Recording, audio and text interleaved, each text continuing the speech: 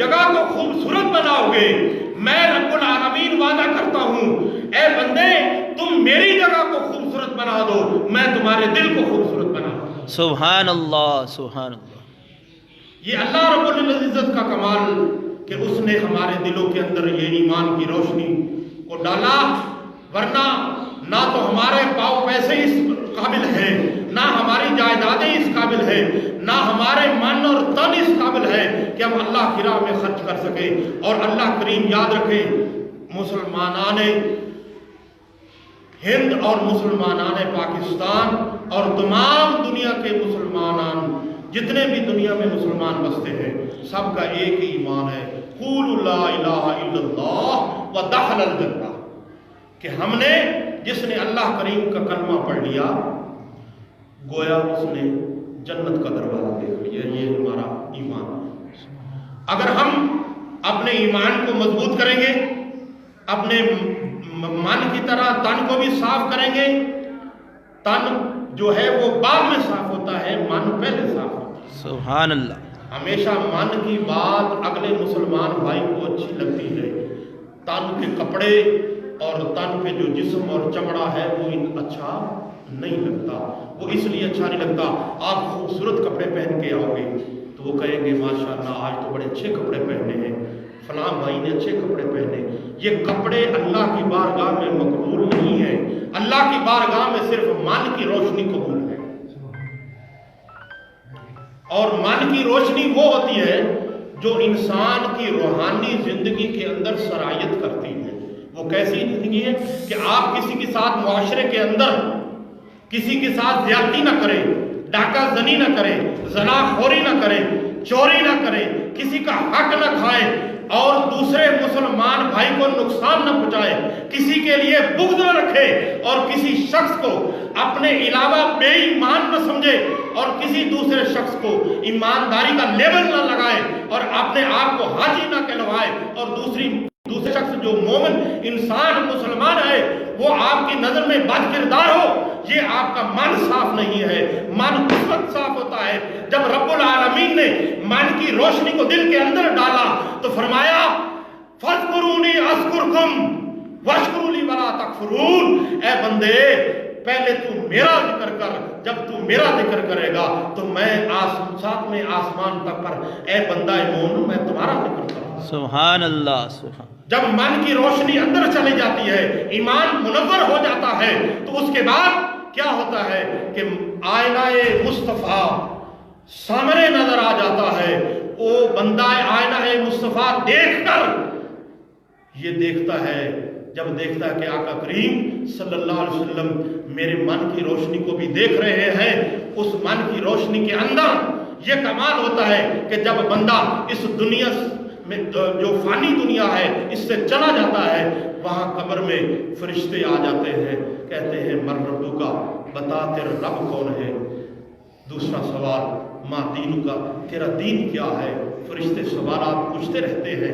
تیسرا سوال جب ہوتا ہے تو وہ فرشتے پوچھتے ہیں یہ جو تیسرا سوال ہے اس سے کرنے سے پہلے تمہارے قبر کی جو سائڈ والی جگہ ہے وہاں سے ایک کھڑکی کھلے گی، اس شخصیت کو پہچانو گے تمہاری بخشش ہو جائے گی۔ وہ بندہ حیران ہوتا ہے کہ دو سوال میں نے اس کے جواب دے دیے، تو تیسرا اتنا مشکل کون سا سوال ہے کہ جس پر میری شفاعت ہو جائے گی؟ فرشتوں نے کہا بندہ مومن صبر کر، یہ تھوڑی دیر کے اندر ایک جو کھڑکی کھلے گی، کھڑکی کے اندر جو بندہ نمودار ہوگا، بتا دنیا میں رہ کر اس پر کیا ایمان رکھتا ہے۔ جب تیسرا سوال ہوگا، کھڑکی کھلے گی، آقا دو عالم نور مجسم صلی اللہ علیہ وسلم اس کھڑکی کے اندر اپنا چہرہ انور نمودار کریں گے۔ تو جب وہ کھڑکی کھلے گی، آقا تشریف لائیں گے، فرشتے پوچھیں گے ما کنت تکون فی حق راذل محمد، دنیا میں رہ کے اس ہستی کے بارے میں کیا ایمان رکھتا ہے؟ تو نے بتا دیا میرا رب اللہ ہے، تمہارا دین اسلام ہے، اس ہستی کے بارے میں دنیا میں رہ کر کیا ایمان رکھتا تھا؟ جس کے من کی صفائی ہوگی، جس کے من کی روشنائی اتنی زیادہ ہوگی، آئینے کی طرف صاف ہوگی، وہ بتائے گا کہ یہ انا محمد رسول اللہ، یہ میرے محمد ہیں، دنیا میں رہ کر میں ان پر درود و سلام کرتا ہوں۔ سبحان اللہ۔ درود سلام کی اتنی فضیلت، واہ سبحان اللہ۔ آقا دو عالم نور مجسم صلی اللہ علیہ وسلم نے فرمایا من صلی علیہ فتح اللہ بابا فاتحا قریبا یبدعا مطبوعا، کہ جو دنیا میں رہ کر مجھ پر درود پڑے گا وہ جنت میں میرے قریب ہی ہوگا۔ قریب ہونے کے بعد کیا ہوگا؟ من احسنک اللہ من ایدک اللہ برسولہ، فرمایا کہ وہ جنت کے 8 دروازوں سے بھی آگے ایک محل ہوگا جس کا وہ اکیلا محل ہے۔ من احسنک اللہ، بس ایمان کی ضرورت اتنی ہے کہ من کی صفائی جب تک نہیں ہوگی اس وقت تک انسان کامیاب نہیں ہوگا۔ فرشتوں نے جب وہ تینوں سوال پوچھ لیے تو وہ بندہ مومن کامیاب ہو گیا۔ جو دنیا میں رہ کر من کی صفائی کے ساتھ قبر میں نہیں جائے گا، تیسرا سوال نہیں آئے گا، اللہ فرمائے گا فرشتوں اس کو جہنم کے آخری گڑھے میں ڈال دو۔ یہ بول رہا ہے میرا دین اسلام، میرا ایمان اسلام، رب ہونے جو میرے ربوبیت کا بھی اقرار کر رہا ہے، مومن مسلمان بھی ہے، مگر میرے محمد پر ایمان نہیں رکھتا، اس پر جنت واجب نہیں ہے، جہنم واجب ہے۔ اس لیے کہ چلتے پھرتے سوتے جاگتے آقا دو عالم نور مجسم صلی اللہ علیہ وسلم کی ذات پر درود و سلام پڑھا کرو۔ یہ درود و سلام قیامت والے دن ہمارے لیے شفاعت کا ذریعہ بنے گا۔ سبحان اللہ۔ آج اگر ہم نے آقا صلی اللہ علیہ وسلم کی ذات پر درود و سلام پڑھا، قیامت والے دن ہمارا روضہ کوثر پہ بھی انتظار ہوگا۔ آقا صلی اللہ علیہ وسلم جام لے کے کھڑے ہوں گے، سب نبی کتاب در کتاب کھڑے ہوں گے، ہر کوئی جائے گا کہ میری شفاعت کر دو۔ وہ کہے گا آوا غیر ذالک، آوا غیر ذالک، کسی اور کے پاس جاؤ، کسی اور کے پاس جاؤ۔ آج ہمارا یہاں پہ امتحان خود ہے، ہم تو خود انتظار کر رہے ہیں کہ آخر الزمان نبی محمد رسول اللہ صلی اللہ علیہ وسلم آئے تو ہماری بھی شفاعت کا کوئی سلسلہ بن جائے، اللہ کی بارگاہ میں ہمارا بھی کوئی سفارش کرنے والا بن جائے، تو ہم آپ کی شفاعت کیسے کریں گے؟ وہ کہیں گے آوا غیر ذالک، آوا غیر ذالک، کسی اور کے پاس جاؤ۔ تو وہ چلتے چلتے بندہ مومن حوض کوثر پہ پہنچے گا، جہاں آقا صلی اللہ علیہ وسلم جام لے کے کھڑے ہوں گے، فرمائیں گے امتی میں تو کب سے انتظار کر رہا تھا، دنیا میں رہ کر تو مجھ پہ درود پڑھتا تھا، مجھ سے یہ پیالہ پی لے اور تیری شفاعت۔ سبحان اللہ۔ سبحان اللہ۔ تو بندے کا کردار، بندے کا اصول، بندے کی خدا خطا، اس سے پتہ چلتی ہے کہ ہم اسوہ حسنہ پہ کتنا ایمان رکھتے ہیں۔ میں نے شروع کے اندر آیات کریمہ تلاوت کی جس میں اللہ رب العالمین نے اللہ کے ولیوں کا ذکر کیا۔ الا ان اولیاء اللہ لا خوف علیہم ولا هم یحزنون، کہ میرے وہ اللہ کے ولی اور میرے وہ برگزیدہ بندے ہیں جنہیں نہ تو کوئی خوف ہے نہ کوئی ڈر ہے۔ خوف اس لیے نہیں ہے، دوسری جگہ فرمایا والذین یبیتون لربہم سجدا وقیاما، خوف اس لیے نہیں ہے کہ جنہوں نے اللہ رب العالمین کی رضا کی خاطر راتوں کے سجدے کیے، دن کا قیام کیا، لربہم سجدا وقیاما، اور اس کے علاوہ نہ تو دنیا کا لالچ دیکھا،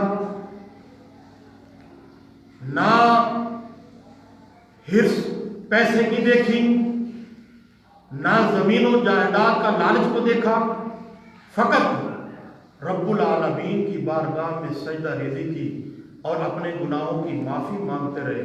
لربہم سجدا وقیاما، جنہوں نے اللہ کی بارگاہ میں سجدے کیے، قیام کیے، اور ان سجدوں اور قیاموں کی لذت اتنی آئی، فرمایا کہ اللہ کریم کی بارگاہ سے ہمیں کچھ نہیں چاہیے، صرف ہماری اس بارگاہ میں مقبولیت ہو جائے اور دنیا میں رہ کر لوگ ہمیں اس حوالے سے یاد کریں کہ کوئی داتا گنج بخش ہے، کوئی داتا علی حجویری ہے، کوئی بہاء الدین زکریا ملتانی ہے، کوئی حضور بابا فرید الدین گنج شکر ہے۔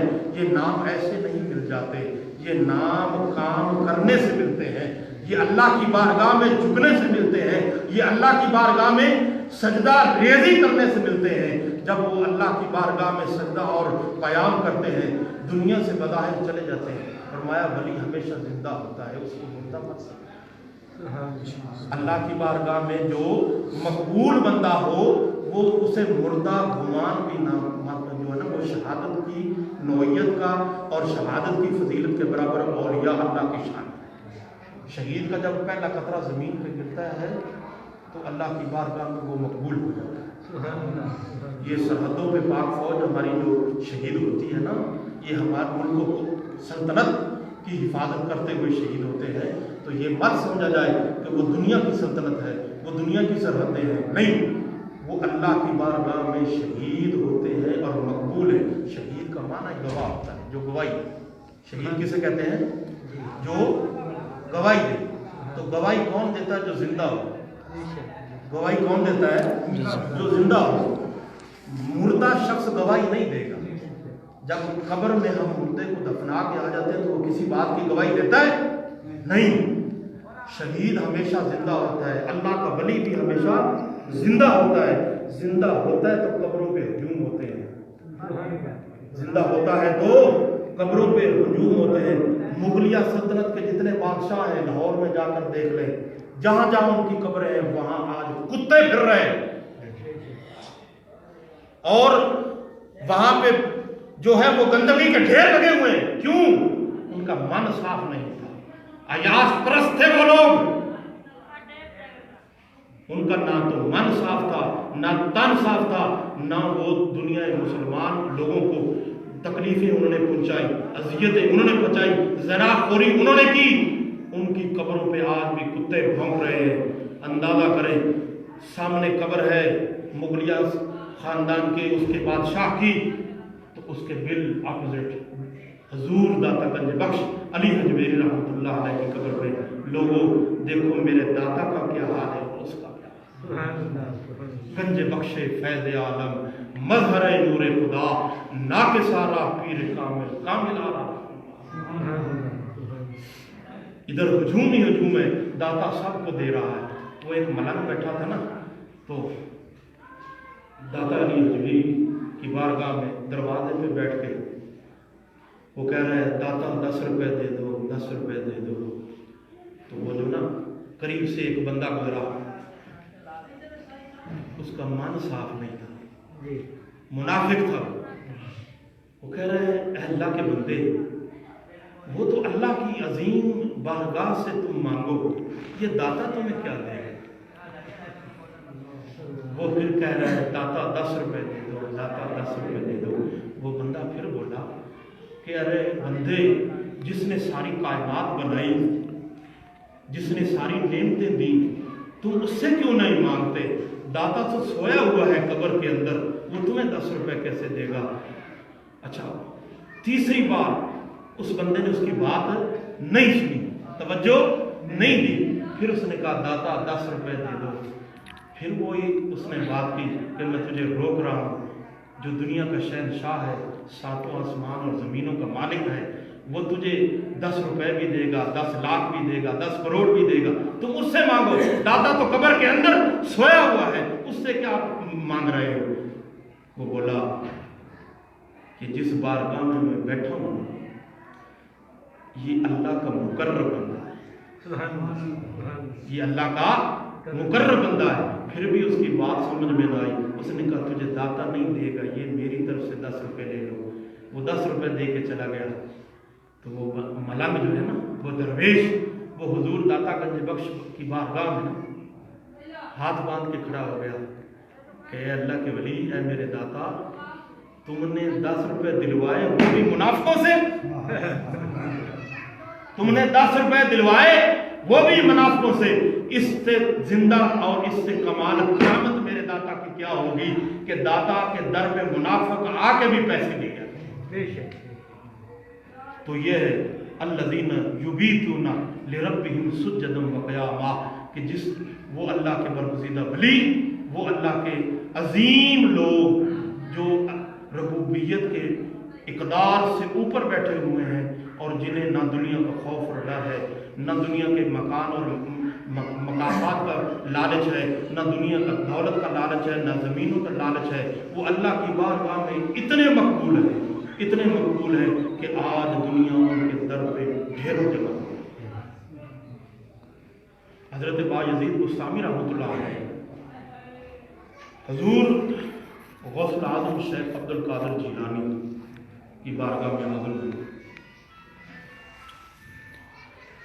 تو حضور غوث پاک سرکار نے بڑا اچھا جوبہ زیب تن فرمایا. ان بازار کے اندر جا رہے حضور غوث پاک، ان کے پیچھے نہ ایک چور لگ گیا. وہ چور حضور غوث پاک سرکار کی پیچھا کرتے کرتے کرتے کرتے ان کی حجرہ مبارک میں لگا.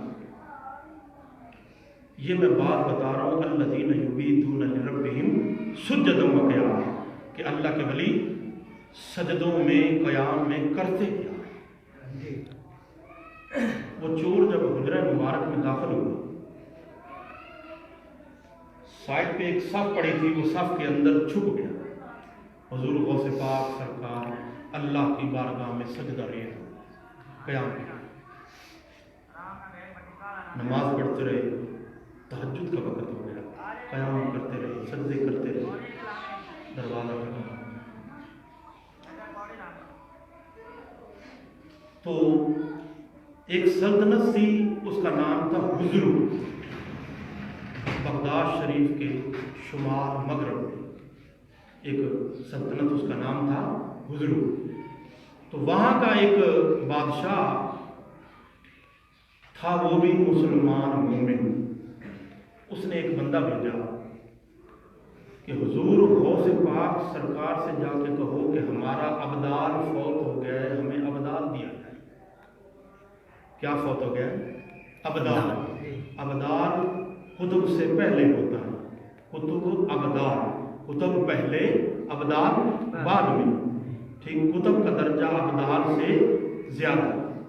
ٹھیک، وہ بندہ جو ہے وہ حضور غوث پاک کی بارگاہ میں حاضر ہوا. اس نے دروازہ کھٹکھٹایا تو آپ نے سوال کیا من دق اللہ، کون ہے دروازے پر؟ تو اس نے کہا کہ مجھے فلاں سلطنت کے بادشاہ نے بھیجا ہے کہ ہمارا ابدال فوت ہو گیا تو ہمیں اس کی جگہ ابدال دیا جائے. تو حضور غوث پاک سرکار نے فرمایا کہ بیٹھ جاؤ، میں 2 نوافل میرے رہ گئے ہیں وہ میں پڑھ لوں، پھر ابدال دے دیتے. آپ نے نوافل ادا اللہ پر قیام کیا. جب سجدے میں گئے تو اس چور کی زندگی کو بدل دیا. اس چور کی زندگی کو بدل دیا. وہ چور ہے، ابھی بھی اپنے آپ کو وہ چور سمجھ رہا ہے، تو صف کے اندر چھپا ہوا ہے. تو آپ نے جب اللہ کی بارگاہ میں درخواست فرمائی کہ اے مالک، جس طرح تو نے مجھے قطب الاقطاب بنایا ہے، ولیوں کا سردار بنایا ہے، اے میرے مولا، جو آج میری مسجد کی صف کے اندر چھپا ہوا چور ہے اس کو بھی ابدال بنا دے. سبحان اللہ، سبحان اللہ. اس کو بھی ابدال بنا دے. آپ نے اللہ کی بارگاہ میں دعا کی تو دعا کرتے کرتے آنسو نکل گئے. مولا، تو جس زبان سے مردے زندہ کرتا تھا، آج اس زبان سے اس کو ابدال بھی بنا. سبحان اللہ، سبحان اللہ. وہ چور سمجھا ہوا، ابھی بھی اس نے اپنے آپ کو چور سمجھا ہوا ہے. تو جب دعا سے فارغ ہوئے تو فرمایا اے بندے، تجھے سلطنت کے لیے ابدال چاہیے تھا نا، جو وہ صف کے اندر ابدال بیٹھا ہے. اس بارگاہ میں جنہوں نے اللہ کی بارگاہ میں سجدے بھی کیے ہو، قیام بھی کیا ہو، اپنے من کی صفائی بھی کی ہو، تو وہ اللہ کی بارگاہ میں اتنے مقبول ہو جاتے ہیں کہ وہ چوروں کو بھی ابدال بنا. تو یہ ہماری زندگی کا کمال ہے، ہماری زندگی کا حسن ہے۔ میں گزارش یہ کروں گا کہ دنیا فانی ہے، آج ہم چلے جائیں گے، کل آپ چلے جائیں گے، کل اس سے نوجوان بھی چلے جائیں گے، بوڑھے بھی چلے جائیں گے، والدین بھی چلے جائیں گے، ان کے آگے ننہال ددیال سب لوگ چلے جائیں گے، لیکن یہ دنیا فانی ہے۔ ہم نے اس کو فانی سمجھنا ہے، نہ کہ ہم مستقل یہاں طور پہ آئے۔ کوشش یہ کریں کہ اپنے من کی صفائی رکھیں، اپنے ایمان کو مضبوط رکھیں، اور اللہ کی بارگاہ میں پنجگانہ نماز اپنے اوپر مسلط کر لیں اور یہ تہیا کر لیں کہ مولا تو نے پیدا کیا، ٹھیک ہے، نعمتیں دیں، اجناس دیے، زمینیں دیں، جائیدادیں دیں، مکان دیے، دنیا کی ہر نعمت دی، مولا میں تمہاری بارگاہ میں جھکنے کے لائق نہیں ہوں، لیکن میرا جھکنا پسند کر لے۔ اللہ کی بارگاہ میں ہمارا جھکنا پسند نہیں ہے، ہمارے من کی صفائی نہیں ہے۔ نماز ہم ادھر پڑھ رہے ہیں، فکر ہمیں دکان کی ہوتی ہے، نماز ہم ادھر پڑھ رہے ہیں، فکر ہمیں باہر کھیتی باڑی کی ہوتی ہے، میرا کوئی جنس نہ لے جائے، میری کوئی اجناس نہ لے جائے، میرا کوئی مکانات نہ لے جائے، میرے مکان پہ کوئی قبضہ نہ کر لے، میرے ساتھ کوئی زیادتی نہ کر لے۔ بندہ مومن جب مسجد میں آتا ہے تو مسجد والے کا بن کر رہو، دنیا میں جاتا ہے تو جو مرضی کرتا پھرے، لیکن جب مالک کی بارگاہ میں کھڑے ہونا ہے تو سب کچھ بھولنا پڑے گا۔ اس مالک کی رضا کی خاطر ہمیں جینا ہے۔ اگر ہم اس کی رضا کی خاطر جئیں گے تو اللہ رب العالمین کی بارگاہ سے ہم مقرب بھی ہو جائیں گے، پسندیدہ بھی ہو جائیں گے، اور ہماری نعمتوں کے اندر بھی اضافہ ہوگا۔ جس کے جی میں آئے وہ پائے روشنی، میں نے تو چراغ دل جلا کے سر آنا۔ وآخر دعوانا الحمدللہ رب العالمین۔